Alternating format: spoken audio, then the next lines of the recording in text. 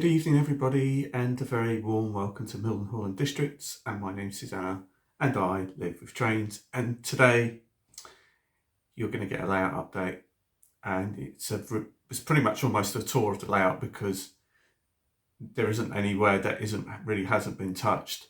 So I'm going to try and get through this as quick as possible, but it will probably be another lengthy video. So without further ado, let's get on with it. So in this first part, we're here at Odington by the Sea on the Heritage Line.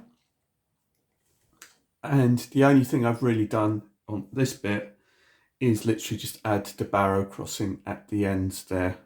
And that's pretty much what I've really done. But apart from that, nothing much has really changed. But what has changed is some of the fixtures and fittings in terms of making it more heritage feeling.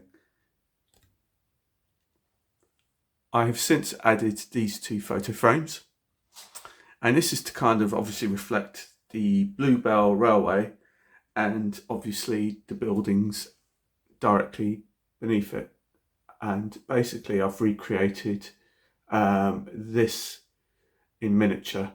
So those pictures, that bus there that's actually in the pictures is the exact same bus that's in front of the building, and it's actually been restored, and it has been running on some running days. And incidentally, for those of you interested, next weekend is the Diesel Gala at the Bluebell Railway. I believe it's next weekend, and the following weekend is a bus running day at Brooklyn. So if anyone's interested in going, please give me a shout, because I may be possibly going to one or both or neither, depends. As we move along, there is still more to see. These are our semaphores, but I've also added this photo frame along with that other 50 photo frame over there.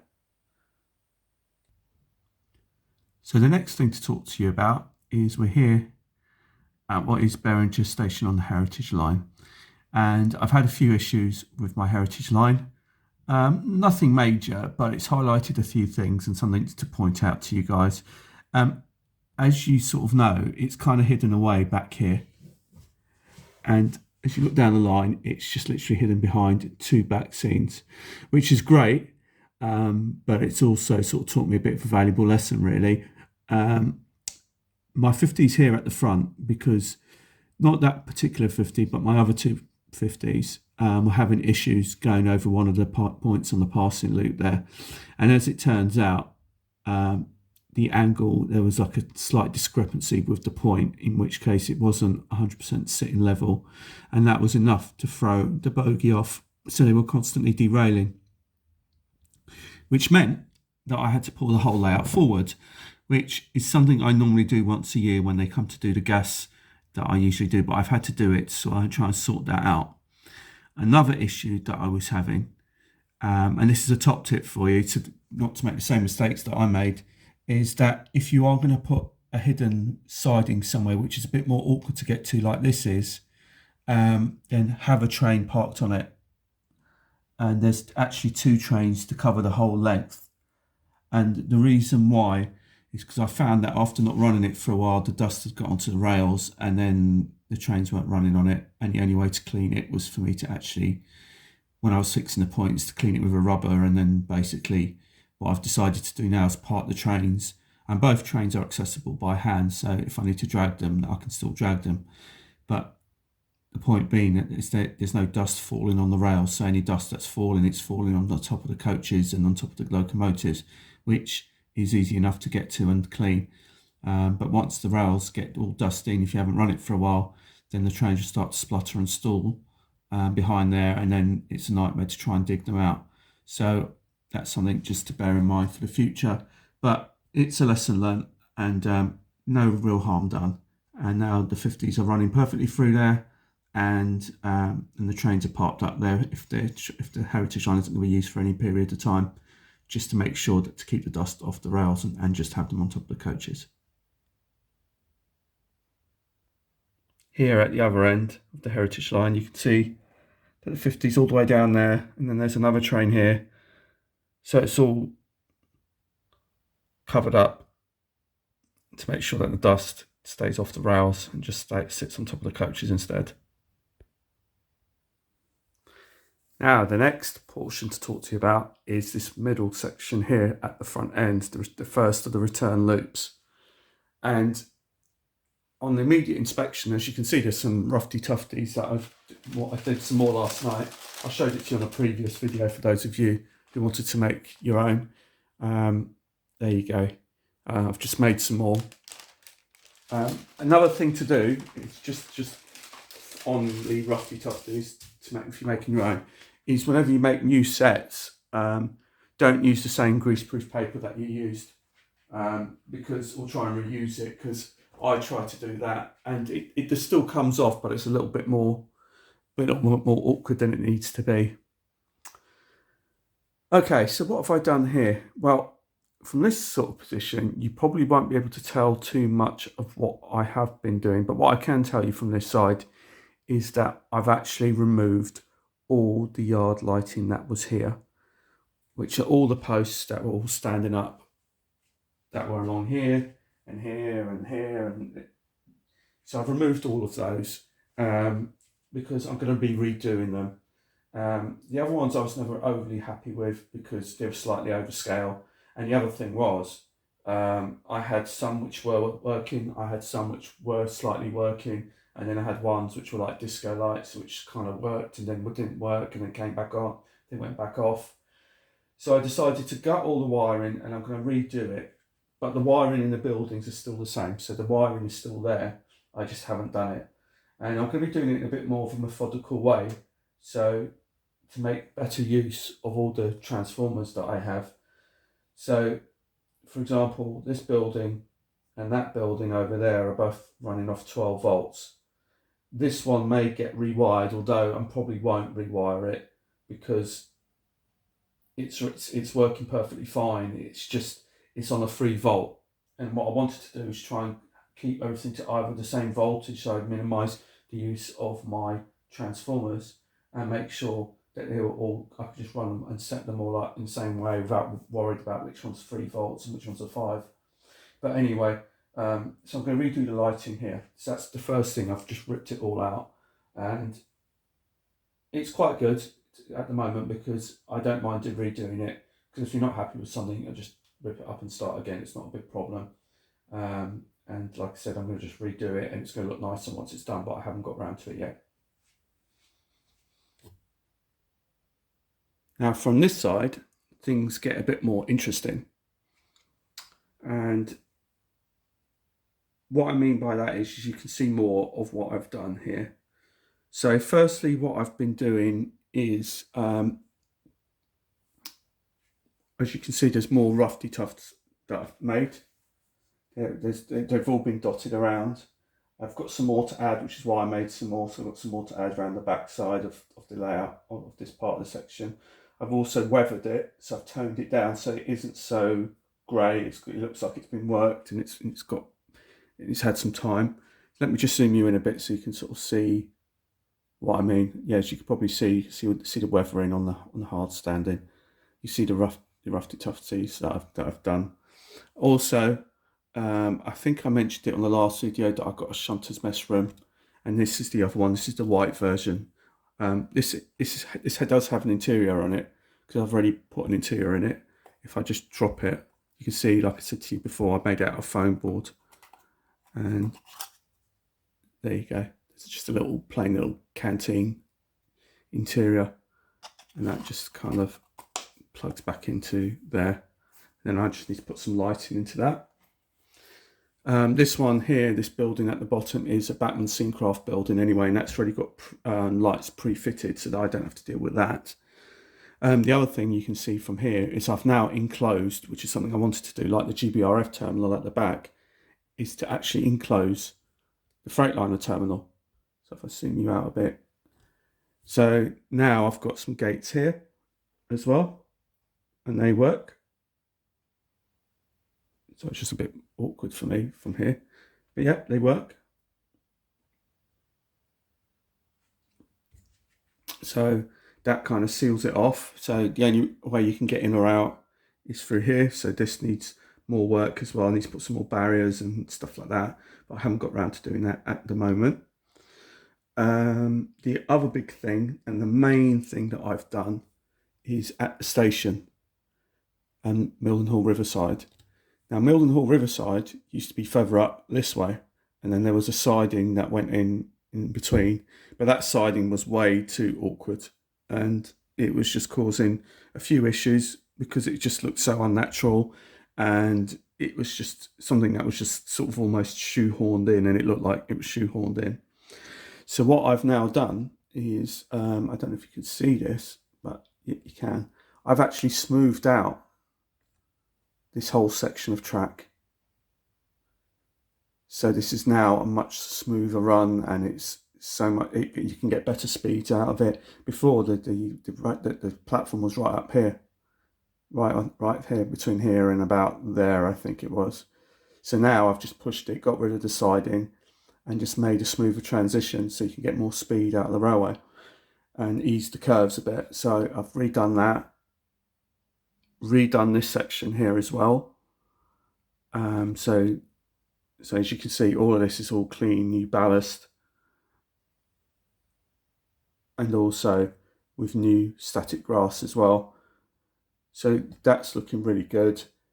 So this whole section has had a bit of a little mini makeover. Like I said, there's still more to do. Oh yeah, and also, how can I forget? My little kiosk got a respray too. So this is more like a sort of, oh, as you can see, the sort of Freightliner orange type of thing. So that got a little makeover as well. I want to redo this building. I like it. This is based on that Leeds Midland Road, I think it is.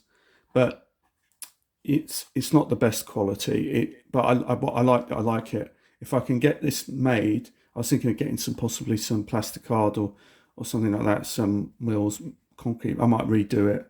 I mean, it does a purpose for now, but I would like a better quality one. So that goes there. As I spin you around to the yard, one of the big things I've done, which I've ordered and they've already been installed, is, you can see 3 of them there. These are 1, 2 and 3 ground signals. I bought another pack of 6. So I've been adding ground lever frames, I've been adding ground signals. They're not working, these aren't working ones, but they do a job. These are, I can't remember, the first lot I think came from Rusty Rails, I think, but I don't know where this I can't remember where the second lot, it came from eBay.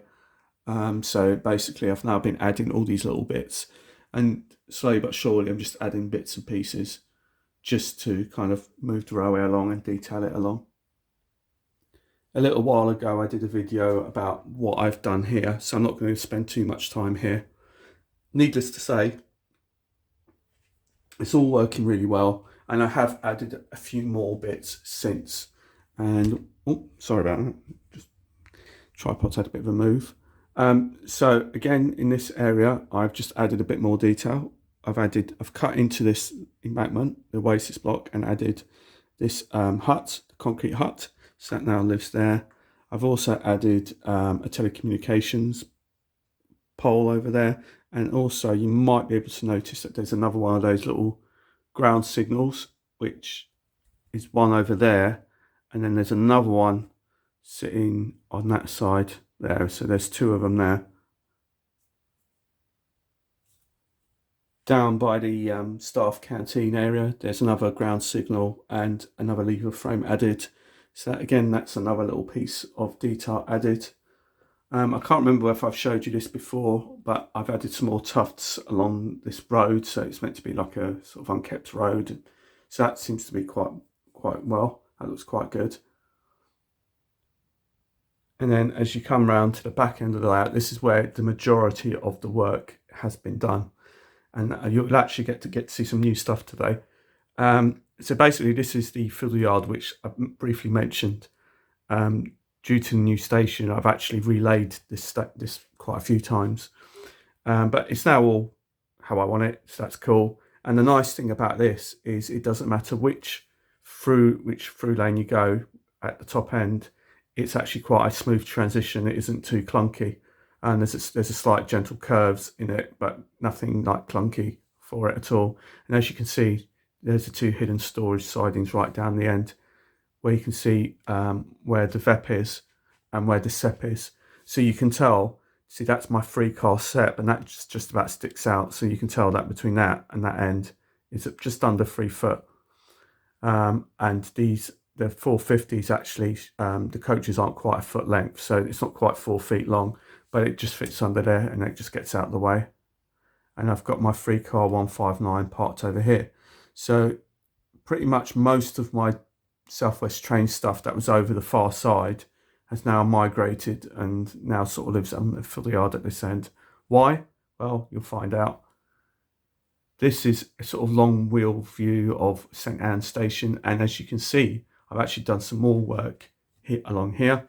We've got some of the tufty strips and stuff that I made. Now, one of the things I should mention about using these tufts is that it's great for hiding mistakes. So, for example, if you just ballasted something or whatever, you just ballasted your track and then you've gone and hoovered it up and you've missed a bit and there's a bit missing, you don't have to sort of panic about, having to reballast that little bit or whatever. You can just hide it or something with a tuft, just sort of use it as random nature, and just put a tuft on it and it's just, yeah. So I've done that and I've been doing that along the station as well. So here at the bottom end of St Anne's, I've also done some more work. And these are all subtle little things at the moment. I haven't shown you any of the big stuff yet, but what I've done is I've redone the static grass because I've changed my static grass. I think I mentioned this before. I'm not using the WWS. I think, no, it wasn't. It was a Pico stuff. It was Pico stuff I was using, and that was just too flat. And I've redone it, and so that looks so much nicer. And then also I've patched out the road, and that was because space is a bit of a premium down at the back here to actually do any work. So I end up putting stuff on this little section here, and I actually damaged it, and I thought, oh, I'll just use it to my advantage. What I'll do is I'll just patch it out and make it out like they've just done some road work on that section. So the bits that I kind of damaged, I've just patched it out, and it looks like they've just repaired it, so which is quite cool. So again, you can use that to your advantage. And as you kind of zoom in a bit, you can sort of see some more grass tufts and stuff. But you can now see how long the station is now. It's pretty long, all the way down to the end there. So as you can see, the two EMUs sticking out, but you can't see them. They're nicely hidden under there, which is really, really nice. I really like that.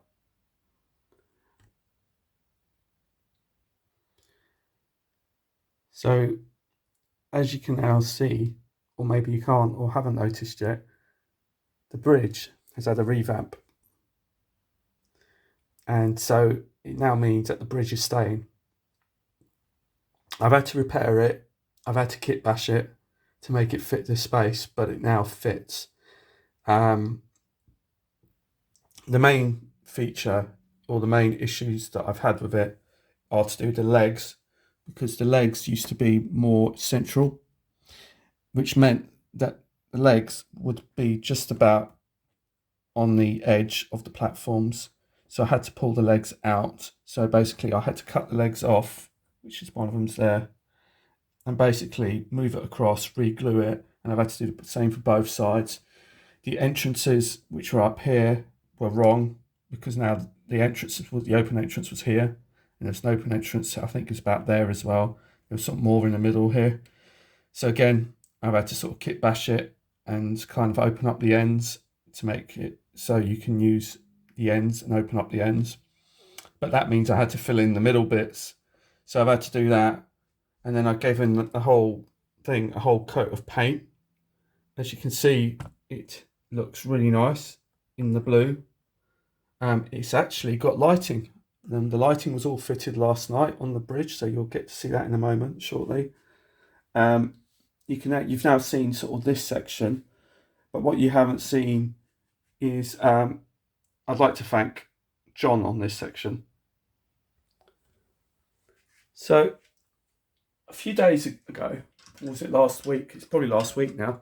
I had a conversation with John Warner, and I get on really well with John, and we chat regularly, and he's a real good friend of mine, and I value his input. And he said something to me which kind of triggered something else off. So I originally had this bus here, and that was the bus that I had. Now that particular vehicle, I've actually driven in service. And he was saying, are you sure that that bus is going to be able to get round that corner? Because it looks awfully tight, because I keep saying to people, and I've mentioned it a few times on my videos, about, people like to check their clearances for their trains to make sure they don't hit their tunnels or they don't hit the platforms, but nobody ever really thinks about their cars or their vehicles that they put on their layout. So when they try to work out which buses will fit or whatever, whether it will fit. Now this bus will actually get round.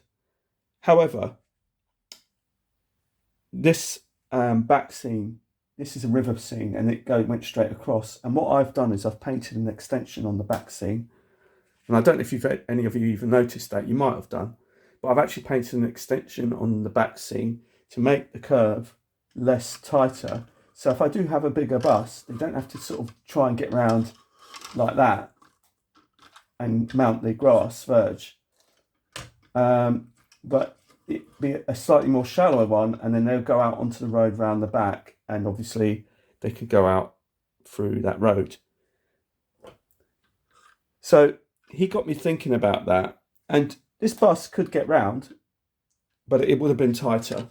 But I thought, well, what I can do is I'll see if I can make a road and put it into the back scene and make it out like it goes further into the distance. So there's two exits, so it's not literally just a straight U shape, but you can actually go out through that road. So thank you, John, for that. So you inadvertently gave me that idea, and I was really pleased with the result, because I've painted it into the current back scene, and I think it looks really good. I've now got to work out what I'm going to do with this. I'd really tried experimenting with that yesterday, but I wasn't really too happy. But this little, I think they call it a beaver. I think the newer ones are called Varios. I've actually driven the newer version of these things, and I'm not being funny, but whenever I drive one of these, I feel like I'm driving like a dial-a-ride bus. I don't really feel like a proper bus driver when I drive one of these. I mean, it was fun, don't get me wrong, and they were quick, but yeah, I did drive one of these. If I find a picture, I'll try and stick it up on the screen, and then you can see what I mean about which ones I was driving. But the fact being is that this being so much smaller, and actually if I just put it together with this one, hang on a minute.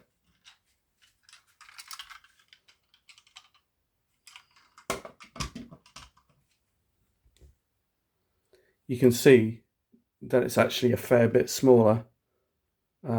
So it will definitely negotiate that a lot easier. So that would definitely would kind of sit here, and it gives it a nice little country feel about it, to be honest, having that little bus there. I just need to find out and make some sort of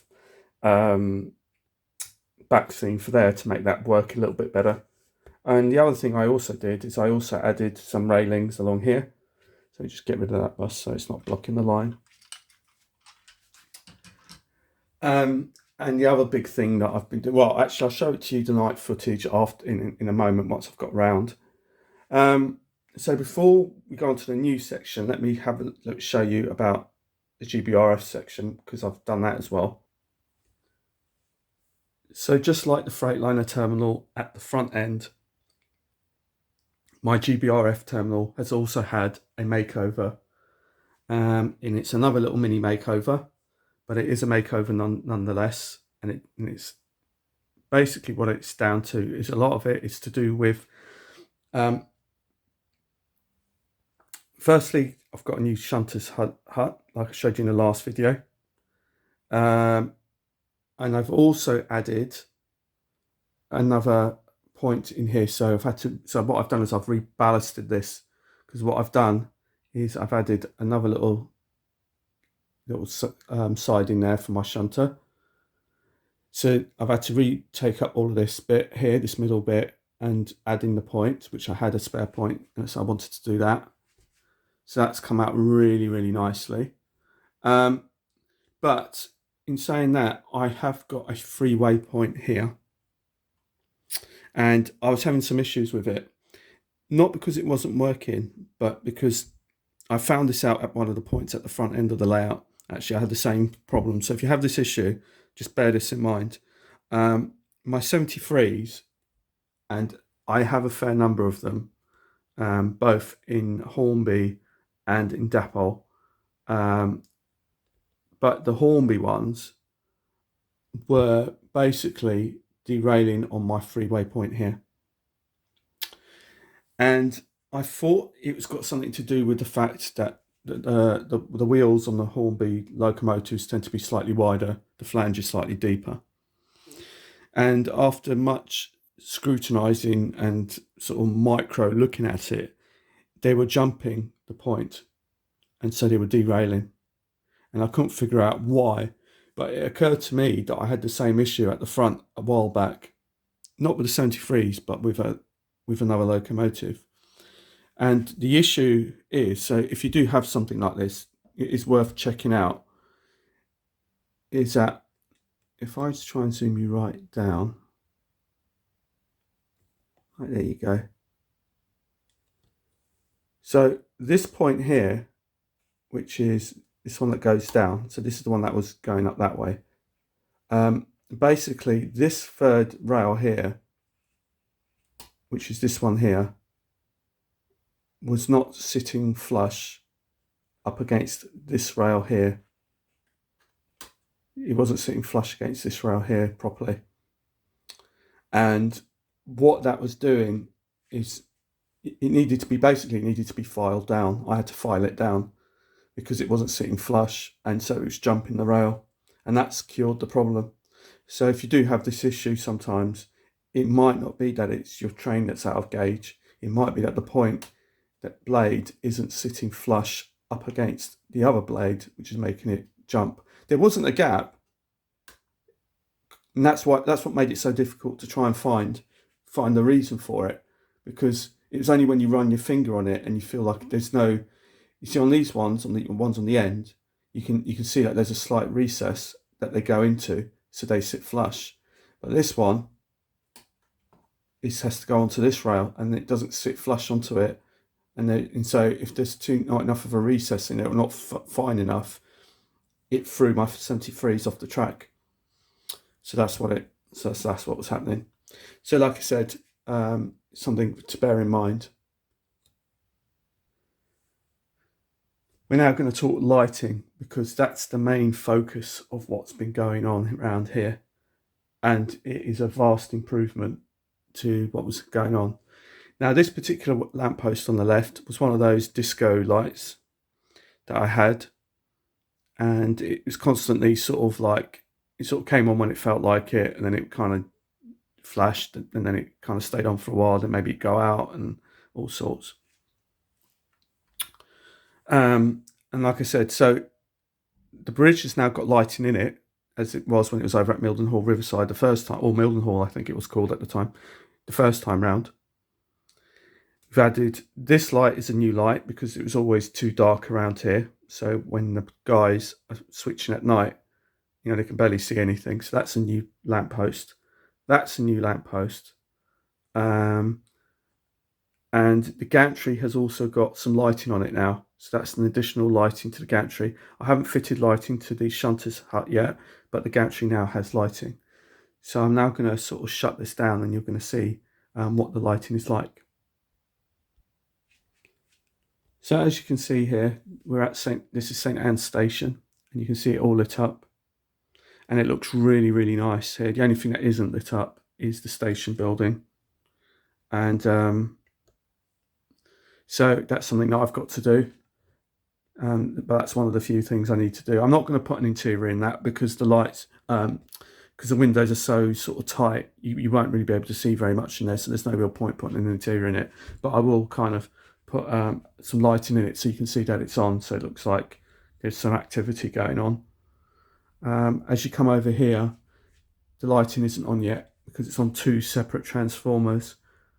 Some of them are on that. So this set here, as you can see, some of them are powered from the other. So what I've been finding is that as soon as I get to a certain point, the transformer sort of starts, the brightness starts to go. So that's when you know you've got too many LEDs. So this is about enough for what I have. Now I'm going to show you the difference with the other one now.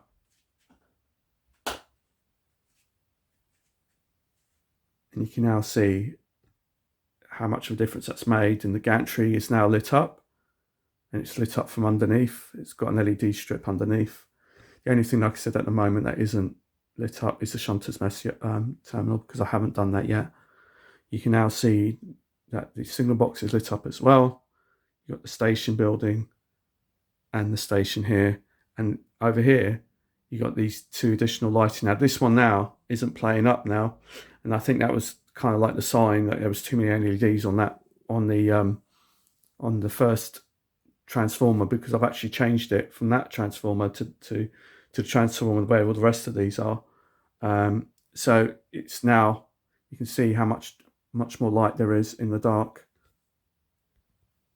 I'm just going to take you off the tripod so you can have a bit of a closer inspection of things, but you can see the gantry, and the gantry had a bit of a respray as well. That's something else, because I had some grey paint and I wanted to try and hide the wires as best I could so you wouldn't see it, which you can't.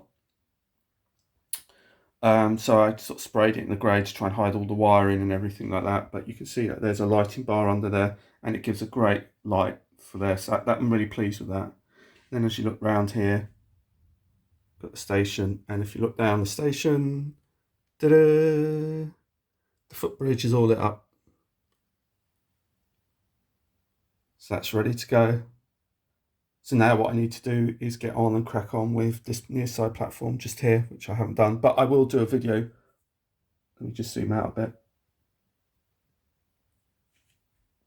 So I will do a video when I come to do this platform yet, but I haven't done it yet. So you can see now the lighting all the way around and all the way under there. And you can sort of see what I'm saying. Here it looks quite dim. I think it needs more lighting along here, so I'll probably put another post around here sometime. Okay, so for this last part of the video, we're just going to go onto the new section, which you haven't seen yet. So this has had quite a few incarnations, but now I think I found an incarnation that I really like.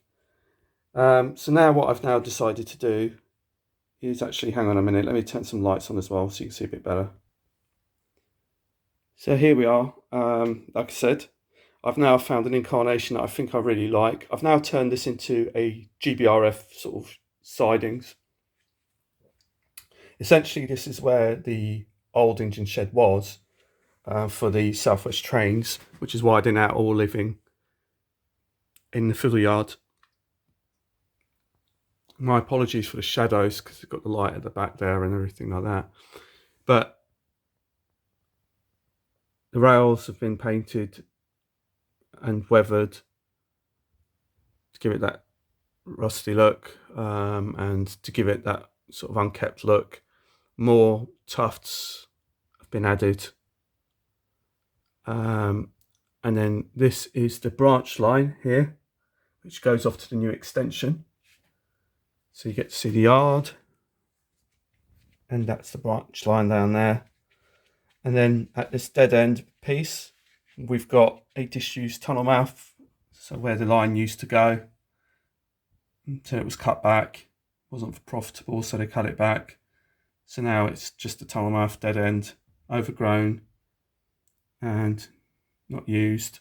Also, the signal post here also denotes that, because it's only got a signal to say that it's diverging to the right, which is the only way it can go, so it can't go straight on anymore. So that's one of my homemade signals, that one. And then when you come over here, this is going to be tricky to show you because it's so overgrown and it's quite difficult to get the camera in here, but you're going to see what I mean in a minute. This is the end of the line for my branch line. This is Paynes Hill station. Believe it or not, there is a station buried along there, and you can sort of see it behind. and you've got all the trees overhanging the station building, and it terminates over here. So, and if I just show you what it's like, and you've got the canopy here. Now, when I do a sort of cab ride video, you really are going to be able to see this, because I haven't actually had a proper look at this myself, because of the fact that it's so overgrown with trees. It's very difficult for me to get down here to actually get a good view. I'm going to see what you can get out of here, just so you can see. This is about as good as it's going to get until I can get the cab ride, because it's deliberately meant to be enclosed and like this. So I'm really pleased how this turned out. So this is meant to be, like I said, a little branch line station, end of the line, just one platform. And then what I've done is, because I couldn't really fit a building here, what I've actually done is I've actually added one of these GCR subway, I think it's a Great Central Railway subway building. And what I've done with this is I've opened the doors. I've opened the gates, because it seemed odd to me that when you buy it, the gates are always shut. Now, but the station's always open, so you're not going to expect the passengers to sort of keep opening and closing the gates. So, you know, they'll probably lock it up like late at night once the last train's gone. But then during the daytime, they'll always have it open. And as you can see, there's a ramp. And the ramp goes downstairs. It's detailed inside, so it's got brickwork inside. I don't know if you can tell, because it's actually resin, and it looks, you know, like I said, so I've put some lighting in it. It's got, like I said, it's got brickwork and detail inside to match the brickwork outside. It's got a ramp, and it's also got, I don't know if you can tell, but it's also got some railings in there to divide the left and right. I don't know if you can sort of really see it. It's really quite, like I said, it's really difficult for me to get the camera. But that's basically the way out. So I put a lot of time into this building to make it work. It was quite tricky to get the gates off, so I didn't damage them, but I did it. And I used the Dremel to do it, and I think it looks a lot better than having the gates closed, because it doesn't really make any sense to have the gates closed. So that's why I've done it, and it kind of gives a way out for the passengers down to street level. So that ends up being the end of the line, quite literally. Before I go, I forgot to mention also, I've also done the static art grass all the way around again to tidy this up, to make it look a lot nicer. And it does look so much nicer. Now I've done it all the way around the rim, so all the way around the edge has all been redone as well along here, all the way around, with the Woodland Scenic 7mm grass. So this concludes the end of today's video, and thank you for joining me on this another lengthy video, but I'm sure you can understand why it was a lengthy video. I've tried to kind of keep it as brief as I can. I do have another 2 videos for you at some point. The next one probably maybe the back scene video that I've been sort of saying I was going to do. I've been procrastinating on one of the back scenes, which is one of the reasons why that's been delayed. But one of the other back scenes is actually for Paynes Hill, which you've just seen for the first time. The other video I've got for you is a rolling stock update, because there's been a lot of movement here in terms of rolling stock. There's so much that's disappeared, but there's been a few bits that have come in as well. So we're going to have a little chat about what I've got, what I haven't got, and what's new and what isn't new. So until the next time, my name's Susanna, and I live with trains, and thank you so much for joining me today on this layout update. Bye bye.